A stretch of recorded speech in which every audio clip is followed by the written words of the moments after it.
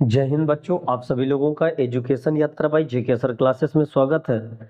हम तुम्हें आज केमिस्ट्री के तत्व, फार्मूले कैसे बनाते हैं, फार्मूलों में संयोजकताएं कैसे निकालते हैं, किसी तत्व की संयोजकता कैसे निकालते हैं, इसी में अबॉव का सिद्धांत के अनुसार हम तुम्हें संयोजकताएं निकालना सिखवाएंगे और किसी भी तत्व को कैसे संयोजकताओं से हम याद रख सकते हैं, फार्मूलों को बनाना और उन फार्मूलों को याद करने का तरीका हम धीरे धीरे अब तुम्हें हम सिखाएंगे इस पर। ठीक, आज हम सबसे पहले तुम्हें 1 से लगा करके 30 तक के कम से कम मिनिमम तत्व हमें याद होना चाहिए।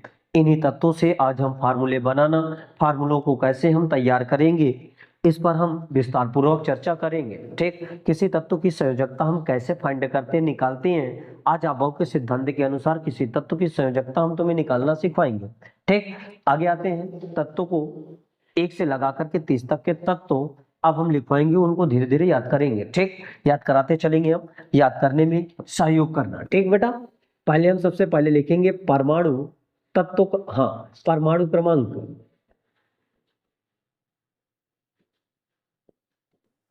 परमाणु क्रमांक,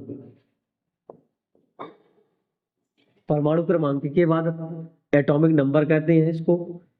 तत्व का नाम, नेम ऑफ एलिमेंट।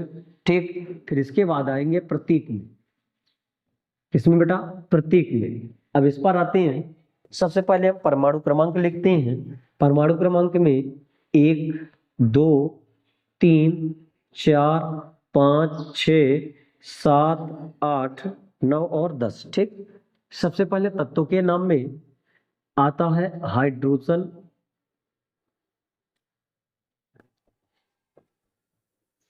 क्या था बेटा? हाइड्रोजन। हाइड्रोजन के बाद हीलियम, हीलियम के बाद लिथियम, लिथियम के बाद बेरिलियम, बेरिलियम, बेरिलियम के बाद बोरान, बोरान के बाद कार्बन, कार्बन के बाद नाइट्रोजन। क्या है बेटा? नाइट्रोजन। नाइट्रोजन के बाद ऑक्सीजन, ऑक्सीजन के बाद फ्लोरीन, ऑक्सीजन के बाद क्या है बेटा? फ्लोरीन। फ्लोरीन के बाद नियॉन।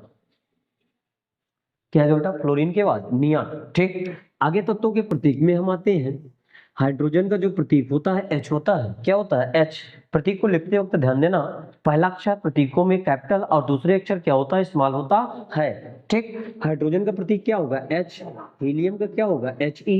लिथियम का Li, बेरिलियम का Be, बोरान का B, कार्बन का C, नाइट्रोजन का N, ऑक्सीजन का O, फ्लोरीन का F, नियॉन का Ne। नियॉन का कितना होता है बेटा? Ne। ध्यान देते जाना। ठीक, इन तत्वों को याद करने के लिए इनको कम से कम 1 से 2 बार पढ़ेंगे। ठीक, तो आसान तरीके से याद हो सकते हैं। तरीके बहुत सारे होते हैं याद करने के। ये हम 1 से लगा करके 30 तक के जो तत्व होते हैं, इनके नाम साधारण होते हैं, मतलब हम जिनको हम बोल सकते हैं तो ये ज्यादातर याद हो जाते हैं। 30 के आगे के तत्व हम तुम्हें यहीं पर तुरंत याद करा देंगे तरीके से। ठीक, लेकिन 1 से लगा करके 30 तक के तत्वों को थोड़ा अपने दिमाग का भी यूज करना, जैसे याद हो सकते हैं। ऐसा नहीं है कि इनके तरीके नहीं होते, तरीके बहुत सारे होते हैं, तरीके बता भी सकते हैं, लेकिन थोड़ा सा इस पर दिमाग भी अपना यूज करोगे तो ये जल्दी से याद हो जाएंगे। ठीक, आगे आते हैं। इनको थोड़ा सा ध्यान देना जरा, अगर हम पढ़ेंगे 1 से 2 बार तो ये तरीके थोड़ा सा जल्दी याद होने लगते हैं। जैसे hydrogen, helium, lithium, beryllium, boron, carbon, nitrogen, oxygen, fluorine और नियॉन। ठीक, जैसे हाइड्रोजन का प्रतीक H, हीलियम का He, लिथियम का Li, बेरिलियम का Be, बोरान का B, कार्बन का C, नाइट्रोजन का N, ऑक्सीजन का O, फ्लोरीन का F, नियॉन का क्या होता है बेटा? 11, 12, 13, 14, 15, 16, 17, 18, 19 और कितना हो जाएगा? 20। ठीक, पहले 11वें पर आता है सोडियम। क्या आएगा बेटा, सोडियम, इसके बाद मैग्नीशियम, मैग्नीशियम के बाद एल्यूमिनियम, एल्यूमिनियम, एल्यूमिनियम के बाद आता है सिलिकॉन, सिलिकॉन के बाद फास्फोरस, फास्फोरस के बाद सल्फर, सल्फर के बाद क्लोरीन, क्या था बेटा, क्लोरीन, क्लोरीन के बाद आर्गन, आर्गन के बाद पोटेशियम, पोटेशियम के बाद कैल्शियम, पोटेशियम के बाद क्या आ जाएगा बेटा, कैल्शियम। सुनना, सोडियम का जो प्रतीक होता है वो होता है Na, मैग्नीशियम का होता है Mg, क्या होता है बेटा, Mg, एल्यूमिनियम का होता है Al, सिलिकॉन का होता है Si, फास्फोरस का होता है P, सल्फर का होता है S, क्लोरीन का होता है Cl, आर्गन का होता है Ar, पोटेशियम का होता है K, और कैल्शियम का होता है Ca। क्या होता है बेटा, Ca, कैल्शियम का प्रतीक Ca। ध्यान देना इसमें। अब पढ़ने के तरीके ध्यान देना, इनको 1 से 2 बार पढ़ेंगे। तो जैसे sodium, magnesium, aluminium, silicon, phosphorus, sulphur, chlorine, argon, potassium, calcium, ठीक। सोडियम का प्रतीक Na, मैग्नीशियम का Mg, एल्यूमिनियम का Al, सिलिकॉन का Si, फास्फोरस का P, सल्फर का S, क्लोरीन का Cl, आर्गन का Ar, पोटेशियम का K, कैल्शियम का Ca। सही है। ये इनको प्रतीकों को 1 से 2 बार अगर पढ़ेंगे तो धीरे धीरे प्रतीक याद हो जाते हैं। ठीक है, आगे आते हैं, जल्दी नोट करो। चलो अगले पर आया, प्रतीक में हम अगला जो परमाणु क्रमांक होगा 21, 22, 23, 24, 25, 26, 27, 28, 29, 30। ठीक, 21 नंबर पर आता है स्कैंडियम, स्कैंडियम के बाद टाइटेनियम,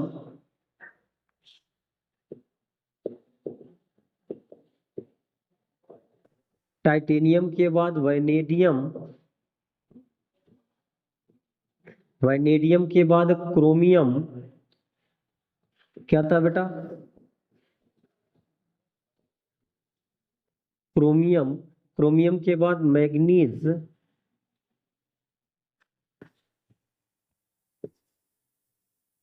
मैग्नीज, मैग्नीज के बाद आयरन, आयरन के बाद कोबाल्ट,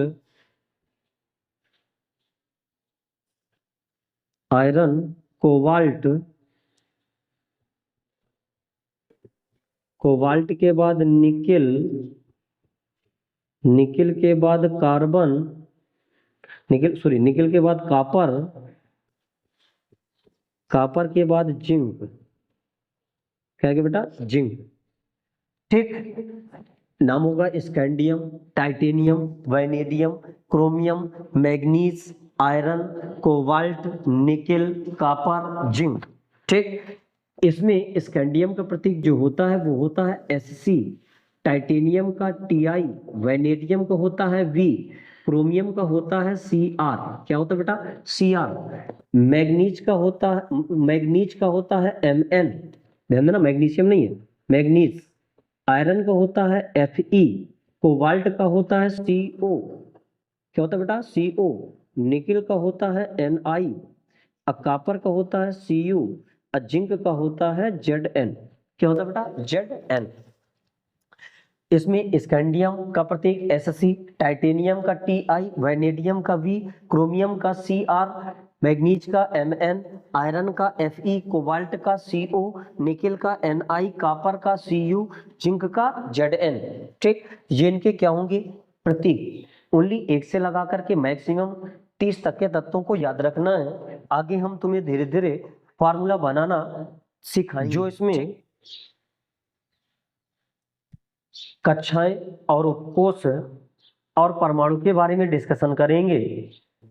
ठीक है, किसी भी परमाणु में कितनी कक्षाएं होती हैं, परमाणु कितने होते हैं, इन कक्षाओं में इलेक्ट्रॉन होते हैं कितने होते हैं, और किसी भी उपकोष में इलेक्ट्रॉन कितने पाए जाते हैं, इन सभी के बारे में हम डिस्कशन करते हैं। ठीक, थोड़ा गौर करना इधर। हमने एक परमाणु बनाया,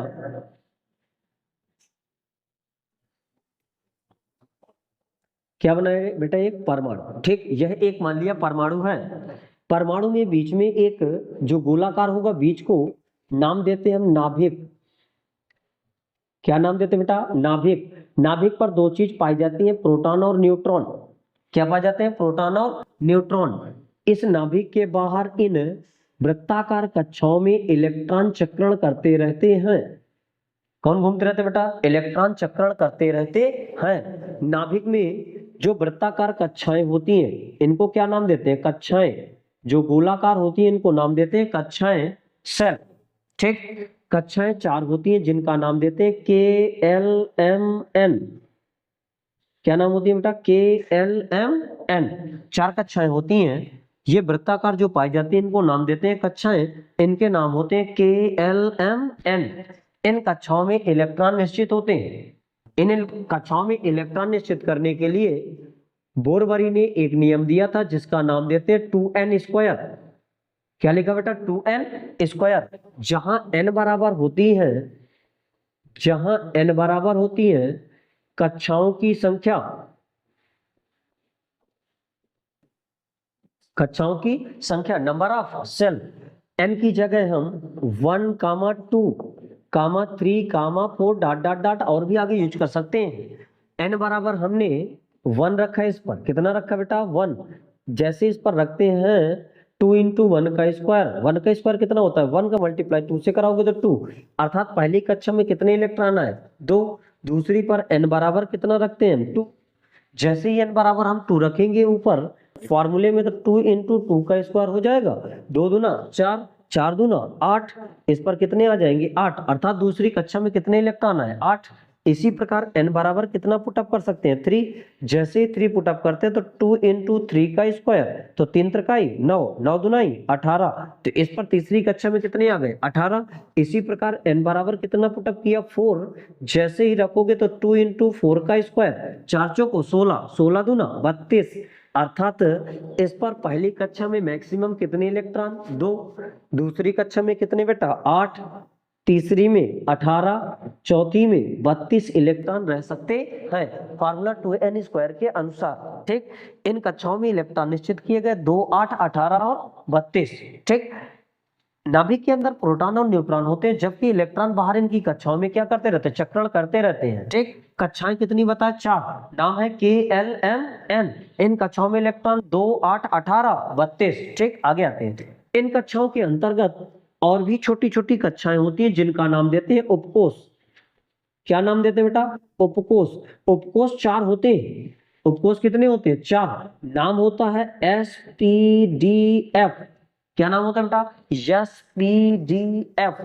इन्हीं उपकोषों को लेकर के पीरियोडिक टेबल में जो ब्लॉक बनते हैं, उन्हीं का नाम देते हैं S block, P block, D block और F ब्लॉक।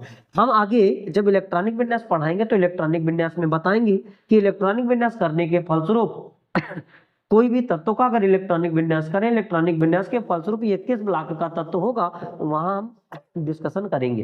ठीक, तो ब्लॉक हम उपकोष कितने पढ़े, उपकोष को इंग्लिश में सबसेल कहते हैं। ठीक, सबसेल 4 होते हैं, SPDF।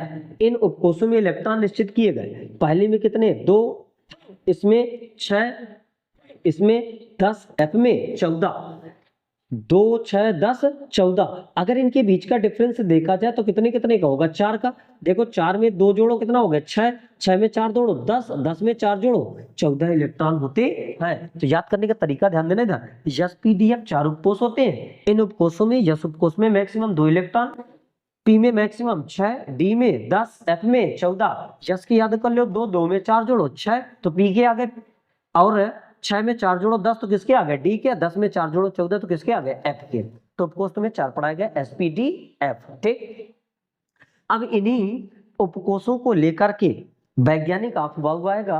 वैज्ञानिक आपबाऊ ने अपना सिद्धांत प्रस्तुत किया था। अब आते हैं आपबाऊ का सिद्धांत क्या था, थोड़ा सा पहले इस पर आते हैं। जो एस उपकोष है वो पहली कक्षा में मानी जाती है, तो यस कहां से स्टार्ट होता है, 1 से। पी उपकोष है वो दूसरी कक्षा में माना जाता है, तो पी स्टार्ट होता है 2 से। आपबाऊ के सिद्धांत मिलेंगे। अब इसमें डी जो होगा वो स्टार्ट होगा 3 से, तो 3D। इस पर मानेंगे 4F। ये कहां से स्टार्ट हो, चौथी कक्षा में माना जाता है, तो ये 4F से स्टार्ट होता है। थोड़ा सा आते हैं परमाणु के बारे में। परमाणु होता है, परमाणु में एक नाभिक होता है, न्यूक्लियस कहते हैं। नाभिक में प्रोटॉन और क्या पाए जाते हैं, न्यूट्रॉन। नाभिक के बाहर जो कक्षाएं होती है उसमें क्या घूमते रहते हैं, इलेक्ट्रॉन। नाभिक में इसमें कक्षाएं कितनी होती हैं, 4। कौन कौन सी, K, L, M, N। इन कक्षाओं में इलेक्ट्रॉन कितने होते हैं, 2, 8, 18, 32। इनके लिए फार्मूला क्या बताया, 2n²। ठीक, इनमें कक्षाओं के अंतर्गत और भी हमने छोटी छोटी कक्षाएं बताई जिसका नाम दिया गया उपकोष। ये उपकोष कितने होते हैं, 4। कौन कौन से, S, P, D, F। ठीक, इन उपकोषों में इलेक्ट्रॉन 2, 6, 10, 14। इनमें डिफरेंस कितने का, 4 4 का। कितने का होता है बेटा, 4 4 का। ठीक, आगे आते हैं, इसको बनाएं। अगला हम बताते हैं आपबाऊ का सिद्धांत।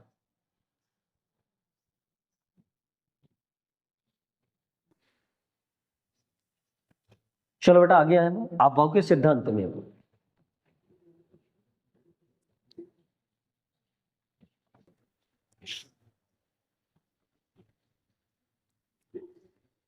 हेडिंग डालना है आपबाऊ का सिद्धांत। आपबाऊ का सिद्धांत।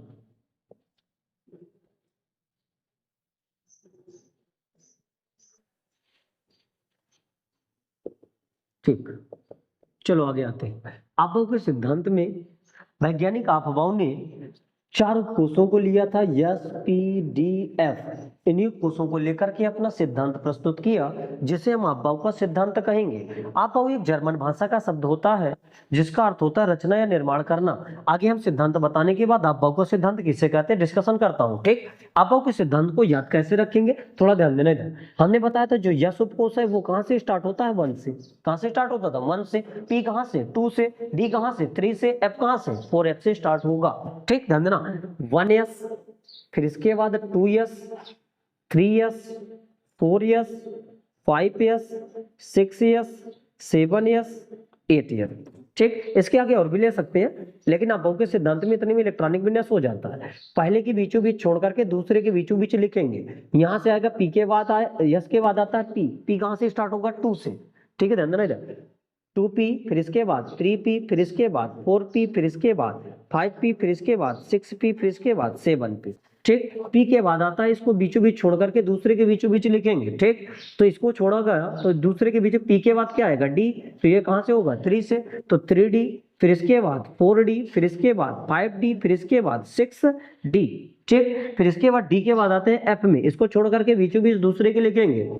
जैसे लिखेंगे हम तो 4F से स्टार्ट होगा, क्या आएगा बेटा, 4F, फिर इसके बाद 5F। ठीक, अब इसमें जहां से हम चलेंगे वहीं से फिर से पहुंच जाएंगे। ध्यान देना इधर, बीच में नहीं पहुंचना कि पता चला हम बीच में पहुंच गए, जहां से आए फिर वहीं पहुंचना है।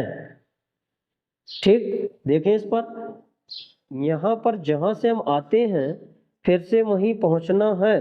धीरे धीरे इस पर हमने जैसे ही लाइन ड्रा किया तो ये क्या बन गया, आपबाऊ का सिद्धांत। सुनना, अब आपबाऊ के सिद्धांत में जहां से चले उनको पहले लिखना स्टार्ट करते हैं। 1S से चले तो 1S, फिर इसके बाद कहां पहुंचे बेटा, 2S में।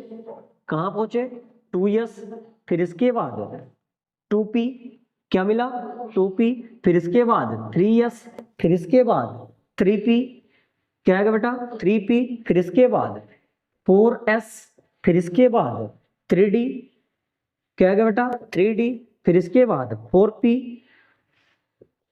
फिर इसके बाद 5S, फिर आगे इसके 5S के बाद आएगा 4D, क्या आएगा बेटा, 4D, फिर इसके बाद 5P, फिर इसके बाद 6S, फिर इसके बाद 4F, फिर इसके बाद 5D, फिर इसके बाद 6P, फिर इसके बाद 7S, आगे आएगा 5F, फिर इसके बाद 6D, फिर इसके बाद 7P, फिर इसके बाद 8S, और भी आगे हो सकता है।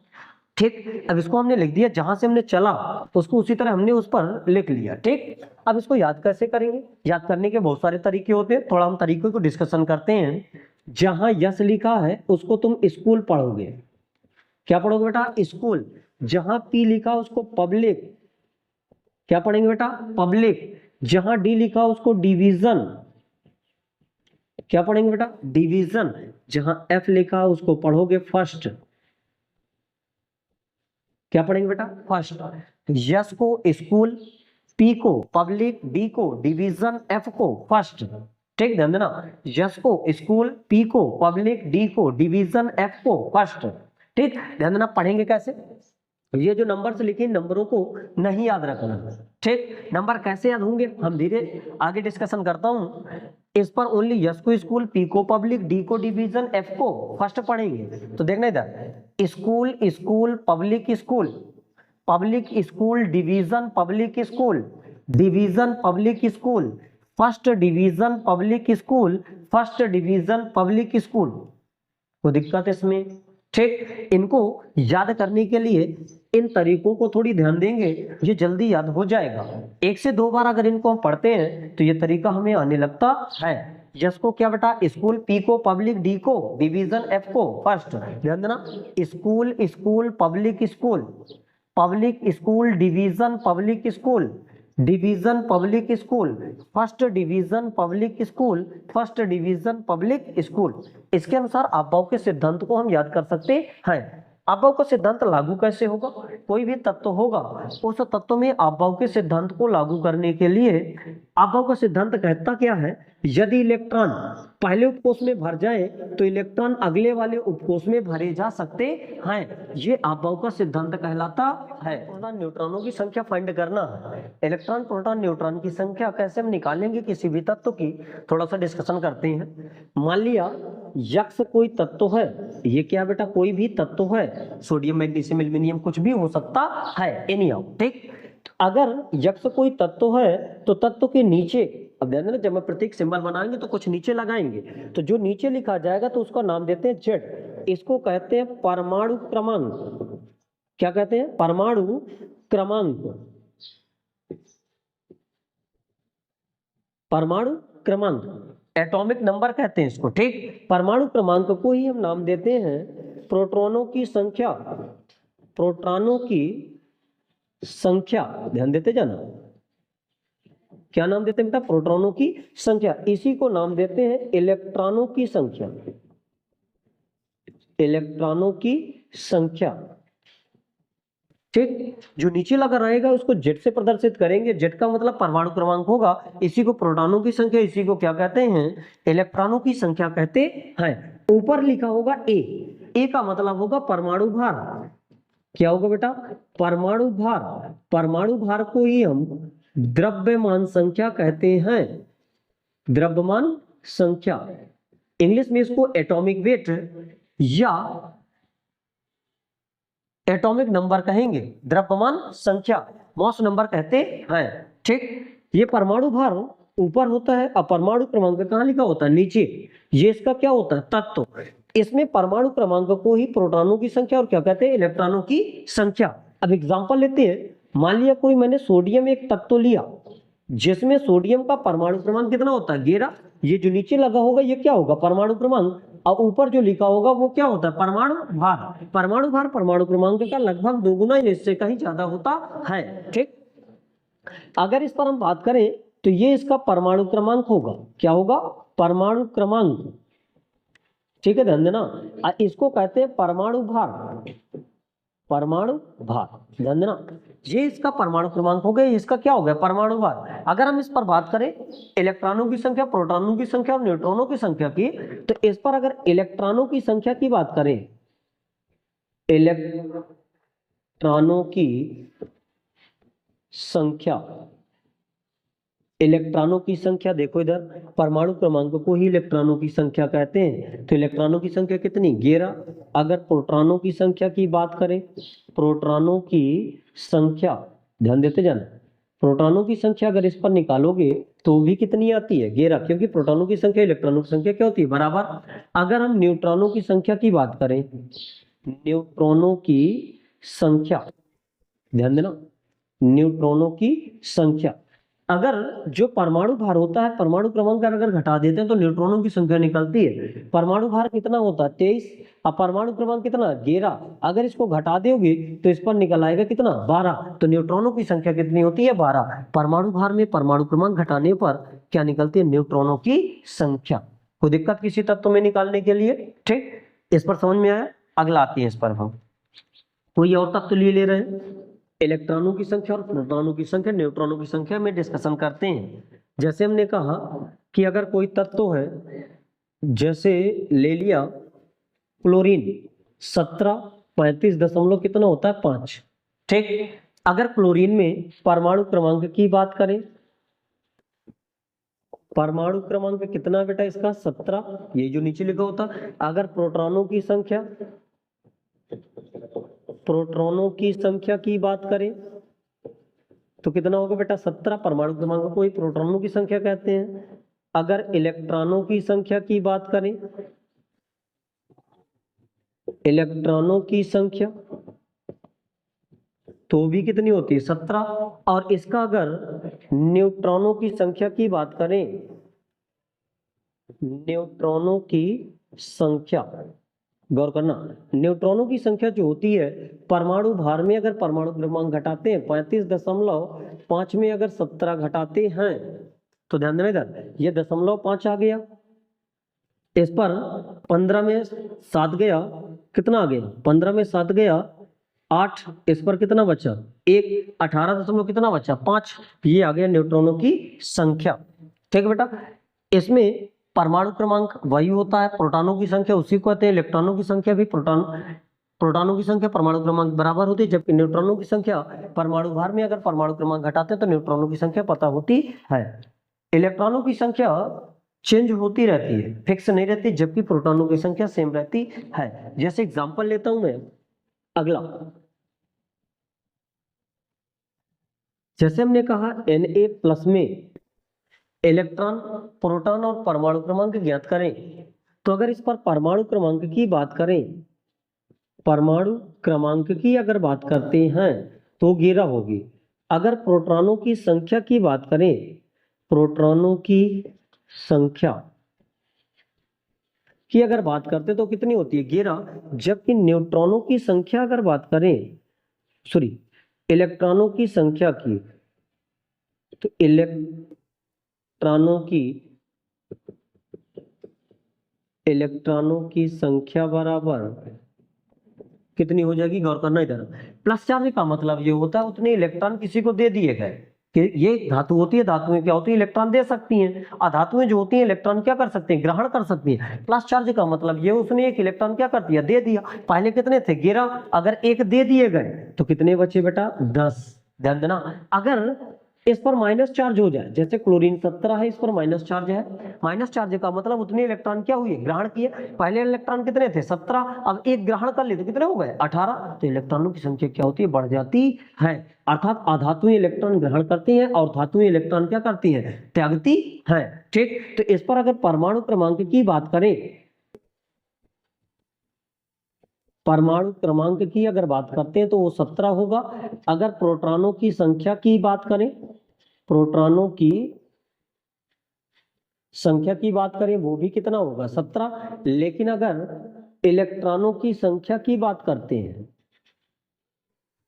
तो उस पर हो जाएगा कितना 17, एक आ गए ना तो कितने हो गए 18। अगर माइनस चार्ज होता है तो उतने इलेक्ट्रॉन आ जाते हैं, अगर प्लस चार्ज होता है तो उतने इलेक्ट्रॉन क्या होते चले जाते हैं। तो इसके लिए इलेक्ट्रॉनों की संख्या हमने बताया चेंज होती रहती है, जबकि प्रोटॉनों की संख्या फिक्स रहती है। ठीक, थैंक यू। अब आगे हम फिर से डिस्कशन करेंगे अबव के सिद्धांत के अनुसार किसी तत्व का इलेक्ट्रॉनिक विन्यास, इलेक्ट्रॉनिक कॉन्फ़िगरेशन कैसे करते हैं, आगे डिस्कशन करेंगे।